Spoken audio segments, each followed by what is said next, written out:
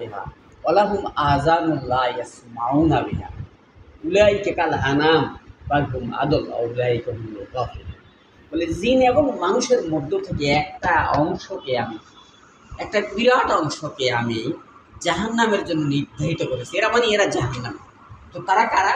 লাহুম কুলুবুল লা ইয়াফকাহুনা বিহা, যাদেরকে কলব দিছি, চিন্তা শক্তি দিছি, বিবেক দিয়েছি, কিন্তু যারা এটাকে কাজে লাগায় না, মানে এটাকে যথার্থ ব্যবহার করে না।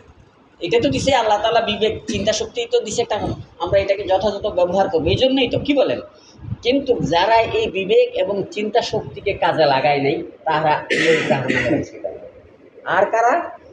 অলাহু আয়ুনুল লা ইউবসিরুনা বিহা, যাদেরকে আমি চোখ দিছি কিন্তু তারা দেখে না। তো চোখ তো আসলে দেখে, কি বলেন? বরং যে জিনিস দেখতে বলা হয়েছে সেই জিনিস দেখে না, বরং আর যেটাকে নিষেধ করা হয়েছে সেই জিনিস তারা দেখে, ঠিক কি না? এই কারণে বলছে যে তাদেরকে চোখ দেওয়া হয়েছে কিন্তু তারা দেখে না, অর্থাৎ চোখকে যে সত্যিকার অর্থে ব্যবহার করা হয়েছে সেই জিনিস তারা দেখার প্রয়োজন মনে করে না। ওলাহুম আযানুন লা ইয়াসমাউনা বিহা, তাদেরকে আমি কান দিছি, তারা শুনে না। অর্থাৎ ভালো কথা শোনার জন্য কিন্তু কানকে ব্যবহার করতে হবে। তারা ভালো কথা শুনে না, বরং যা শুনতে নিষেধ করা হয়েছে, মন্দ কথা শোনার ব্যাপারে নিষেধ করা হয়েছে, তারা তা শুনছে। বুঝতে পারছেন? আর এদের ব্যাপারে বলছে উলাইকা কাল আনআম, এরাই হচ্ছে চতুষ্পদ জন্তু জানোয়ার। শুধু এতটুকু বলে আল্লাহ ক্ষান্ত হন নেই, বললেন বালহুম আদল, বরং এই মানুষগুলি, এই দুই পা বিশিষ্ট মানুষগুলি বরং চতুষ্পদ জন্তু জানোয়ার নয়, তার চেয়েও নিকৃষ্ট। বালহুম আদল, বরং তার চেয়েও নিকৃষ্ট। অউলাইকা হুমুল গাফিলুন, আর তারা হচ্ছে গাফিল, তারা হচ্ছে উদাসীন। সম্মানিত ভাইরা, আমরা কি গাফিল? আমরা কি উদাসীন? আমরা কি চতুষ্পদ জন্তু জানোয়ার?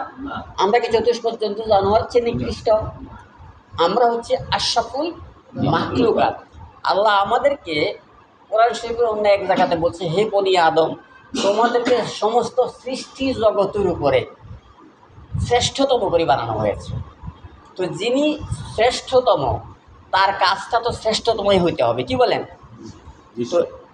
তো এই জন্য শ্রেষ্ঠতম কাজটা কি, সেটা আল্লাহ তাআলা খুব সংক্ষেপে এই যে আয়াতটি আলোচনা করছে এর মধ্যে বলছে কি, ফাহকুম বাইনান নাস বিল হক, মানুষে হয় তুমি পরিচালিত হবে অথবা মানুষকে পরিচালনা করবে হক সহকারে, যথার্থতা সহকারে। তাইলে বোঝা গেল আমরা আল্লাহর হুকুমকে চালাবো, হুকুম অনুযায়ী মানুষকে পরিচালনা করব, না হলে কেউ পরিচালনা করলে আমরা তাদের দ্বারা পরিচালিত হব। এর দুইটার বাইরে কি কোনো অল্টারনেটিভ আছে আমাদের? তাহলে এখন আপনাদেরকে এমনিতে একটা প্রশ্ন করি, যে আগামী 2 মাস পরে, 3 মাস পরে আমাদের যখন নির্বাচন হবে, আমরা কোনো একটা দলকে ভোট দিলাম, তারা কোরআন সুন্নাহর আল্লাহর বিধান মোতাবেক শাসন কার্য পরিচালনা করলো না, তাইলে আল্লাহর এই আয়াতের আলোকে তারা কি, আল্লাহ বলছে ফায়ুদিল্লুকা, আমি তোমাদেরকে গোমরা বানাই দেব, তারা গোমরা হয়ে যাবে। আর ইন্নাল্লাযীনা ইউদিল্লুনা আন সাবিলিল্লাহি লাহুম আযাবুন শাদীদ, আর যারা আমার রাস্তা থেকে বিচ্যুত হবে তাদের জন্য শাস্তি অবধারিত। তাইলে আমরা কি এমন কাউকে বা এমন নিজেরা পরিচালিত হব নিজের মন মতো, আর আল্লাহর বিধান অনুযায়ী আমরা সেই গোমরাহির দিকে চলে যাব? কোনটা করব? আল্লাহর বিধান অনুযায়ী আমরা চলে যাব। এখন যারা আল্লাহর বিধান অনুযায়ী চলবে তাদেরকে তো আমরা নির্বাচিত করব, কি বলেন? আর যারা হবে না তাদেরকে আমরা করতে পারবো না, এই তো পরিষ্কার বোঝা গেল। আর আল্লাহ রাব্বুল আলামিন এই যে আল্লাহর শাসন অনুযায়ী মানুষকে পরিচালনা করা, এই কাজটাকে শ্রেষ্ঠতম কাজ বলছেন। কোথায় বলছেন?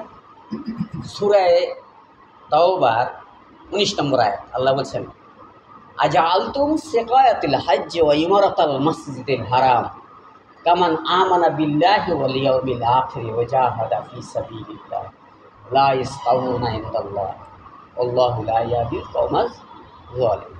আল্লাহ তাআলা বলেন, তোমরা কি হাজীদেরকে পানি পান করানো আর সম্মানিত কাবা গৃহের খেদমত করাকে ওই সমস্ত লোকের ইবাদতের সাথে তুলনা করছো নাকি যারা আল্লাহর পথে আল্লাহর প্রতি ঈমান আনে এবং পরকালের প্রতি বিশ্বাস স্থাপন করে এবং আল্লাহর রাস্তায় আল্লাহর দিন প্রতিষ্ঠার জন্য চেষ্টা করে, কাজ করে। লা ইয়াস্তাউনা ইনদাল্লাহ, তাদের মর্যাদা কখনো